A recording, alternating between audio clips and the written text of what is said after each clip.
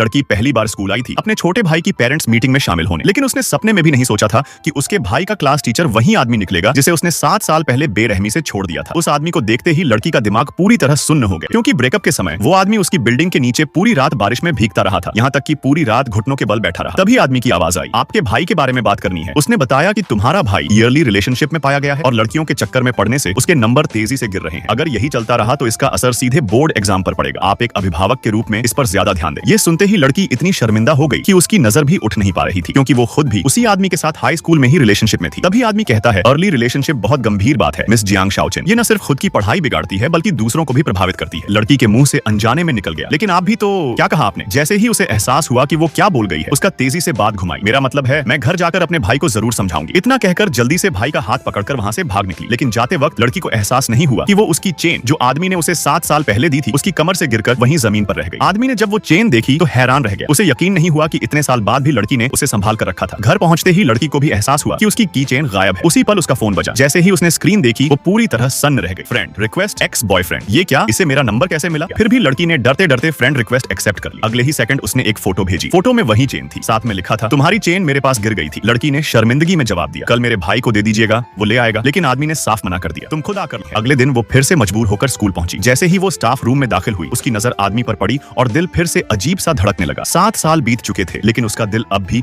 उसे पूरी तरह भूल नहीं पाया था। वो आदमी की पीठ को देखते हुए खोई सी खड़ी थी कि तभी पीछे से भाई की आवाज आई, दीदी आप यहाँ क्या देख रही हो, मुझे पता है आप शेन सर को देख रही हो ना। लड़की बुरी तरह घबरा गई। उसी पल आदमी मुड़ा तो लड़की ने जल्दी से कहा, अरे नहीं ऐसा कुछ नहीं है। फिर भाई की तरफ देखकर फुसफुसाई, चुप रहो, कुछ भी मत बोलो। आदमी ने उसकी चेन उसे लौटाई और फिर सहज सा बोल दिया, आज शाम डिनर पर चलोगी। लड़की मना नहीं कर पाई। हालात और ज्यादा अजीब न हो इसलिए उसने भाई को भी साथ चलने को कहा, लेकिन उसे अंदाजा नहीं था कि उसका भाई खाने की टेबल पर सब कुछ उगल देगा। दीदी कभी किसी को इस की चेन को छूने नहीं देती। हर रात इसे देखकर काफी देर तक चुपचाप बैठी रहती है। लड़की की हालत शर्म से पत्थर जैसी हो गई।